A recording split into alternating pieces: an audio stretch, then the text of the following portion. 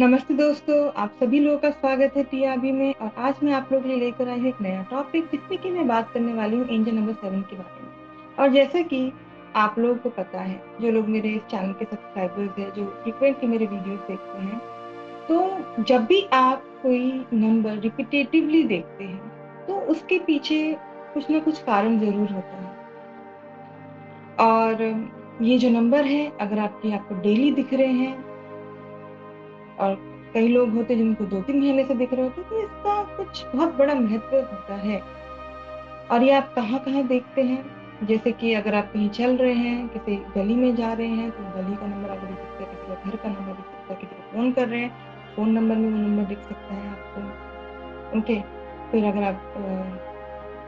आपकी अपनी खुद की गाड़ी है, तो उसमें आपका नंबर हो सकता है, किसी की भी गाड़ी का वो नंबर हो सकता है, पर वहाँ वो आपको दिख रहा है फ्रीक्वेंटली। आप मेल चेक कर रहे हैं, तो मेल में वो नंबर दिख रहा है। आपने आज की डेट चेक करी, तो तब वो नंबर दिखा। आपने टाइम चेक किया, तब वो नंबर दिखा।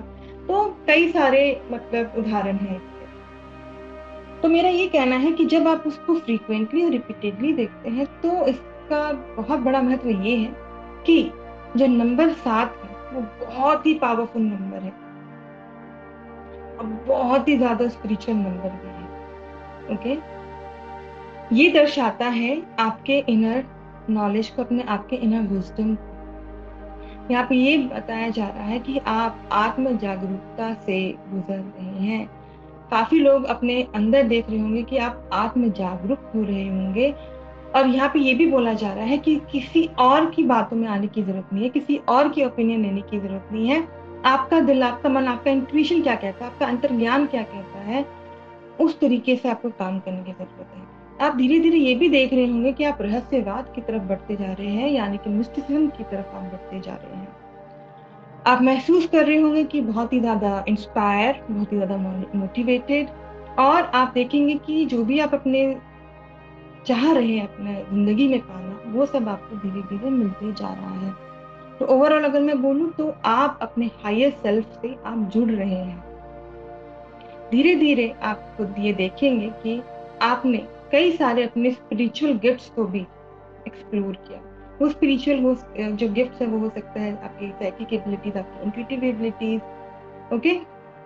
काफ़ी लोग हो सकते हैं जो कि टैरोट सीखेंगे, या फिर न्यूमरोलॉजी सीखेंगे, ऑकल्ट साइंस से रिलेटेड जो भी चीज़ें हैं। तो यहाँ पे एक और मैसेज है कि अगर आप स्पिरिचुअलिटी को अगर अपना प्रोफ़ेशन बनाना चाहते हैं, तो ये आपके लिए बेस्ट है। इवन ऐसे भी होगा कि ठीक है, जैसे मैंने बोला कि आपको जो भी चाहिए वो चीज़ें मिलेंगी, पर डिफ़िकल्टीज़ भी काफ़ी आएँगी लाइफ़ में, जिससे कि आप थोड़ा-सा निराशावादी भी हो सकते हैं। तो यहाँ पे आपको बोला जा रहा है कि आप जो कुछ भी कर रहे हैं, बिल्कुल ठीक कर रहे हैं। आप प्रयास करना बिल्कुल बंद मत कीजिए।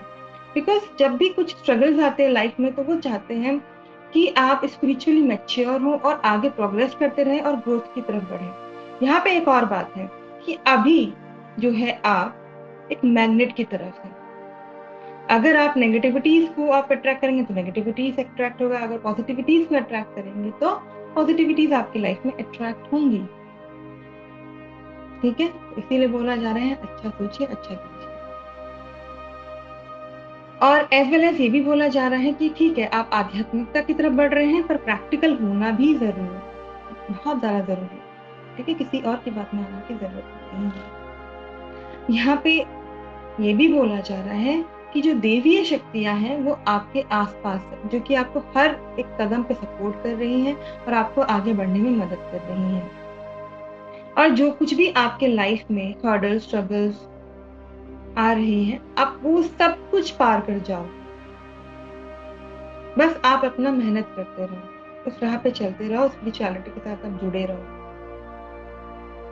तो यहाँ पे एक और मैसेज है इन देवीय शक्तियों की तरफ से कि आप जो है इस धरती पर आए हैं दूसरों के लिए, दूसरों की मदद करने के लिए। एज़ अ काउंसलर हो सकता है, या फिर जो भी आप इस धरती पे करने आए हैं, आप एक एग्ज़ाम्पल सेट करने वाले हैं धरती पर, तो आप उस पे वर्क कीजिए। तो इस वक़्त ज़रूरत है कि आप अपने आध्यात्मिकता की तरफ ध्यान दें और अपने इंट्यूशन पे, अपने इनर गाइडेंस पे पूरा ट्रस्ट करके आगे बढ़ें और अपने आप को पूरा सरेंडर कर दें इस यूनिवर्स पे।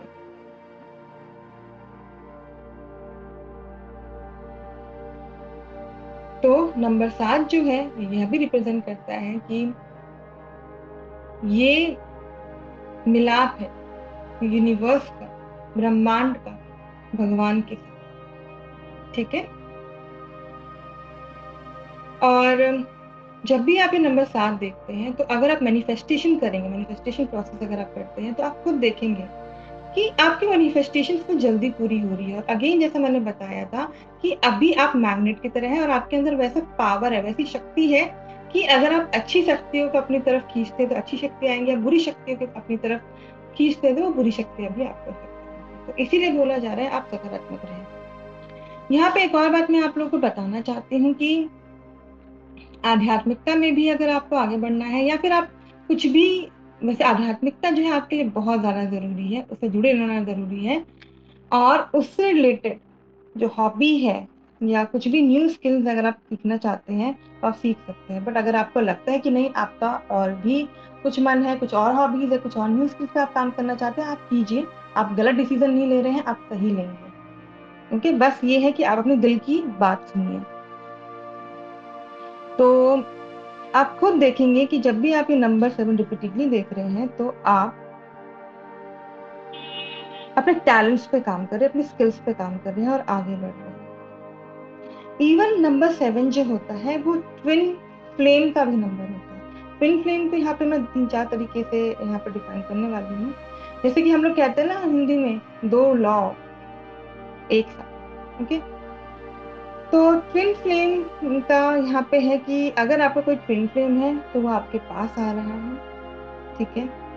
दूसरा, अगर आप अपने ट्विन फ्लेम से सेपरेशन में हैं तो इट्स नॉट लाइक कि आप बिल्कुल सेपरेट हो जाएंगे, बट ये है कि आप लोग थोड़ा अपना टाइम लेंगे अपने डिजायर्स पे काम करने के लिए, अपने ग्रोथ के ऊपर काम करने के लिए, पर बाद में आप एक हो जाएंगे। बट हाँ, यहाँ पे आप दोनों एक दूसरे को टाइम देने की जरूरत है, हर चीज समझने की जरूरत है। दैट इज वाई आप सेपरेशन फेज में चल रहे हैं। और अगर आप और आपके ट्विन फ्लेम बहुत ही बड़े स्ट्रगल से चल रहे हैं तो ये आपको बताया जा रहा है कि हीलिंग आपको दी जा रही है, आपको देवी शक्तियाँ हील कर रही हैं आपके आसपास। तो यही बोला जा रहा है कि अगर आप अपनी ट्विन फ्लेम से अगर सेपरेशन में हैं तो अपने आपके ट्रू सेल्फ को आप पहचानिए, उस पर काम कीजिए, अचीवमेंट्स पे काम कीजिए, ग्रोथ पे काम कीजिए। ठीक है। और आप आगे चल के यूनाइट होंगे। तो ट्विन फ्लेम यहाँ पे एक और चीज बताता है कि जब आप अपने ट्विन फ्लेम से जुड़ते हैं तो ये आपको आपके जर्नी पे लेकर जाता है, एक मार्ग पे लेकर जाता है। वो कौन सा मार्ग होता है? आध्यात्मिकता का मार्ग, जिसमें कि आप आगे बढ़ते हैं। वो आपके ग्रोथ के लिए भी जरूरी होता है और आपके पार्टनर की ग्रोथ के लिए भी जरूरी होता है। तो ये सारी बातें हैं हमारे नंबर 7, एंजल नंबर 7 के बारे में।